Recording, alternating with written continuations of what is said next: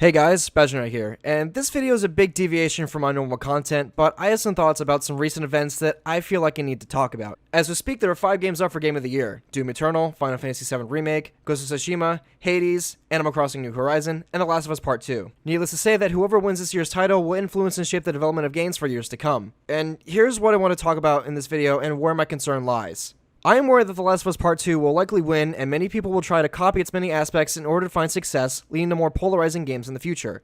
Do you guys remember how cool the cover shooter Gears of War was, and how every single game that was released after it tried to emulate success by just becoming a cover shooter? I am worried that because The Last of Us Part 2 being well received by critics at the VGAs, we're going to see a trend much like that. I'm of the belief that it will lead to games that overstay their welcome. Games that consist of 20 to 30 hours of repetitive gameplay, confusing story choices, awkward and nonsensical deconstruction of your favorite characters that will certainly paint them in a negative light, and the kind of nihilistic grimdark writing that befits a teenage drama series that premiered exclusively on Quibi. Generally speaking, these are all complaints that are shared by The Last of Us Part 2's critics, of which I will play right now. There's a quote from The Last of Us that goes, "When you're lost in the darkness, look for the light." The Last of Us 2 is completely lost in the darkness because there's no light to look for. I'm unsure what prompted Naughty Dog to walk away from almost everything that fans loved about the first game. I know this gamble will pay off for some, but I think a huge percentage of people will dislike this intensely. The Last of Us 2 feels like a DC movie where everyone is grimdark all the time. Everyone is sad and angry and broken. While I appreciate the ambition, I just think there are too many failures in execution here to call the experiment a success. Now, when I say gameplay, I mean playing the game with the possibility of there being a fail state where I could be killed by something. I don't count it as gameplay when I'm walking around and listening to someone talk, or riding a horse and listening to someone talk. There's no skill in that. Oh, look who's talking. You could stick a rubber band to the controller and achieve the same result. It's little more than interactive dialogue. It's the story though, where it all jumps on the express elevator to hell, going down. For starters, the story's length is a pretty big turnoff. I mean, this thing just goes on and then on some more. When the story feels like it's coming to an end, you've really only made it halfway. Then you have to play through the entire 3 days over again in Seattle from Abby's perspective. After that, it still has like 3 or 4 hours left in it. It's like some poor patient being kept on life support. Just someone pull the plug, please. The real takeaway I had from playing this was, is this a story that really needed to be told? I always kind of felt like the ending to the first game was bittersweet. We'd become so attached to both of these characters that the thought of losing either of them was a tough pill to swallow. But knowing what we knew about Joel and the loss he suffered with his daughter, his actions made sense. It didn't excuse them, but it did explain them. Ellie's actions in this ending, they make no sense. She leaves an ideal situation at some kind of last-ditch attempt at revenge, doesn't even go through with it, and then arguably ends up even worse off than she did after Joel died. I don't care. I'm worried that Druckmann and Naughty Dog will ignore people like SkillUp and G-Man Wins, who didn't like their game, and who have legitimate and valuable criticism about the future of the franchise, will be utterly ignored. Their complaints will be utterly dismissed by the dev team at Naughty Dog and Druckmann himself, as he is now the co-president of the company, as useless and unconstructive, as these complaints to Druckmann and his team stem from a quote-unquote toxic fanbase. Speaking of unconstructive criticism, some of you are probably going to go, who the fuck is this dumbass YouTuber with 380 subs, saying that he knows better than the co-president of Naughty Dog? Well, first, I'd say I'm not trying to be. I'm just being honest and speaking my mind. Secondly, if you think for a second that I don't have a grasp on characters, or knowing how certain characters function within a story, I would encourage you to check out my own videos in my Dichotomy of a Character series that I have posted on this very channel. In this series, I analyze some of my favorite characters in fiction to find out what makes them compelling and well-written characters as a whole. So far, I've analyzed Bastila Shan of Star Wars Knights of the Old Republic fame, 2 episodes on where I focus on Ahsoka Tano's growth as a character within the Star Wars universe, and then delved into the Mass Effect universe with episodes on Liara Tassoni and Tali'Zorah of Us Normandy. After that, I took a look at Avatar: The Last Airbender's Katara, the Southern Water Tribe. So now that before you go off in the comments about how my low sub count or my low views or whatever means I don't know shit, I know for a fact that I've got some pretty damn good videos on my channel about how to write good characters. If you want to see me qualify those arguments, a card is going to appear at the top right corner right now that contains a link to a playlist with those videos. Anyway, back on track. Here's where the core value of this video, or my thoughts on this whole thing, kind of take place.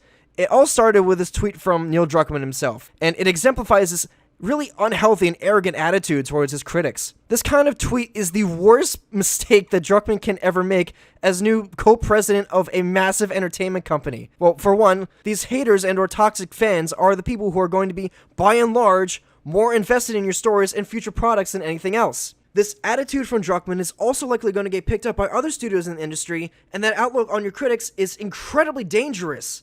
You cannot simply classify everyone who did not like your game as haters. That is the biggest mistake you can possibly make as co-president of a entertainment industry that relies on people's individual creativity as a team to come up with a final product. You are in charge of all of those people. Surrounding yourself with yes men is how we got media like the Star Wars prequel trilogy, in which, in my opinion, has the highest highs and the lowest lows of the entire Star Wars franchise. If those highest highs and lowest lows were laid out on a graph in a straight line, it would look like the end result of a seismograph after a 9.5 earthquake. There's nothing within those movies that is just straight quality for the entirety of the movie. If I recall correctly, during the production of The Phantom Menace, it could be gathered from the behind-the-scenes footage of the development of the film that no one could or wanted to challenge George Lucas on his vision for the Star Wars prequel trilogy, on his more questionable creative decisions that ended up costing him a lot in the film's quality. His critics echoed that.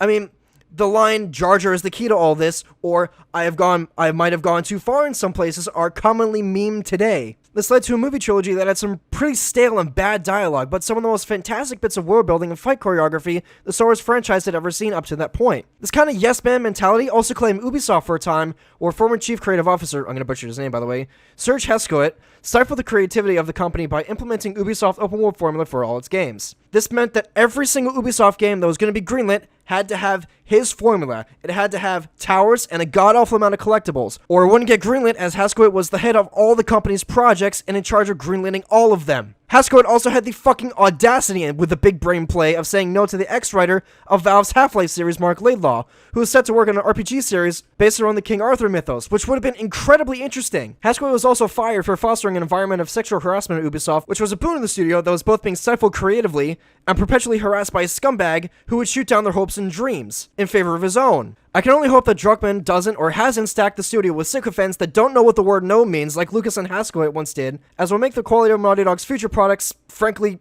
suck. I also find the total lack of humility displayed by Druckmann here to be appalling and completely unprofessional. He can't simply say GG well played to all those involved in the video game awards, like the Deaths of Hades did in this tweet. I mean, if you look at these two tweets back to back, they tell a completely different story. One has his head firmly shoved up his own ass, and the other guy is grateful just for being there. Druckmann's got an ego, and if this is how he is online and on Twitter, I wonder how he is in the studio with Naughty Dog. Perhaps I'm putting too much stock in the VGAs, but I see the industry changing to reflect the victor in 2 or 3 ways. The first and most likely outcome will be that The Last of Us Part 2 sweeps the awards, making the 20-30 hour-long cinematic experiences that constantly ask you to recontextualize these characters as villains in a grimdark and nihilistic environment where there's no good guys, only bloodshed and senseless slaughter with some edgy nonsensical drama thrown in for good measure. The industry as a whole will invest heavily in motion capture technology. Rugged realism over choosing a specific art style will become trendy, dating those games of that particular era. We will have a Twilight Princess versus Wind Waker situation in the industry, wherein Wind Waker will age better due to its art style and charm over Twilight Princess's gritty and bloom-filled art styles. The industry will either embrace or reject this new norm. We might see more games like Hades who double down on the funness of the gameplay and rebel into the current trends. I will personally be watching the development of the next God of War game to see if it becomes more like Last of Us 2 and absorbing its supposed message from Druckmann. The second, Ghost of Tsushima wins the awards and forces the industry to prioritize making a game that has an excellent art style, the new industry trend to follow. Unlikely, but I think it could happen. I also think that no matter which way the wind blows, Ghost of Tsushima will lose, and that is truly a shame. On this very channel, I did a 7-hour review for Ghost of Tsushima. If you guys want to go watch that video, link will be in a card at the top right corner, which should appear right about now. While some of my main criticisms that I voiced in that review was mostly about the story and how it's really subpar when compared to the rest of the game's content, Ghost of Tsushima is one of the most unique games I've ever played in my entire life, and it's truly a shame it's going to lose to The Last of Us Part 2. Speaking of Ghost of Tsushima and 2 different types of video games, the third and most likely of things to happen to the gaming industry is that we will see a clear dichotomy between 2 distinct titles of games. We will have games that are strictly narrative-focused titles doing their damnedest to emulate The Last of Us Part 2, and games that will try to echo the utter freedom that Cyberpunk 2077 will offer its players when it's released in a couple days. I obviously hope for the latter, because in an industry that vies for your near constant attention and has gone to lengths to monetize said attention, I'd rather have fun and explore a Gilded Age cyberpunkian dystopia that gives me a choice on how to play the game, rather than forcing me to puppeteer a character into doing stupid and contrived things. One last thing. As for the people who enjoy The Last of Us Part 2 and will likely buy stuff with Druckmann's name plastered all over it, you will be playing various clones of The Last of Us Part 2 for the next 5 years, and gamers everywhere will have you to thank. As per edgy and illustrious auteur Neil Druckmann's example, video games are now cinematic experiences only that aren't supposed to be fun. Video games are meant to be gritty, realistic, and be constantly dragging your face through the mud for about 20-30 hours, making you feel depressed and miserable. This flies in the face of what makes video games as a medium so entertaining and engaging. Instead of having control over your actions and having the player play a part in telling a story, it will now be trendy for the writers to tell you how to feel instead. This is why attempting to copy Neil Druckmann's work as someone who applies a highly centralized and subjective control to many aspects of a collaborative creative work is incredibly dangerous, and for the sake of the gaming industry's future, I hope The Last of Us Part 2 does not win Game of the Year. Well guys, this has been XPasionX, and I thank you all for watching and listening. This is some stuff that I kind of wanted to talk about for a while, but it hasn't really become relevant until like the past 24 hours or so. Plus, I don't really like to make content talking about current events and stuff. I like to focus on big projects. Long-form content is very, very prominent on my channel. And speaking of that, that's what we're going to do next. I'm going to try and upload another Dichotomy of a Character episode before the year closes out. I think we're going to do one last episode on Mass Effect, or maybe two if I can get it out there. Ideally, before the Legendary Edition comes out, I want to do at least 3 more. I want to do one on Garrus, I want to do one on Caden, and I want to do one on Ashley, and then I think we'll call it a day. And then maybe we'll move on to another franchise. I've always wanted to try Persona 5. I just was really hesitant on jumping into another RPG with Cyberpunk coming out and everything, so I don't know.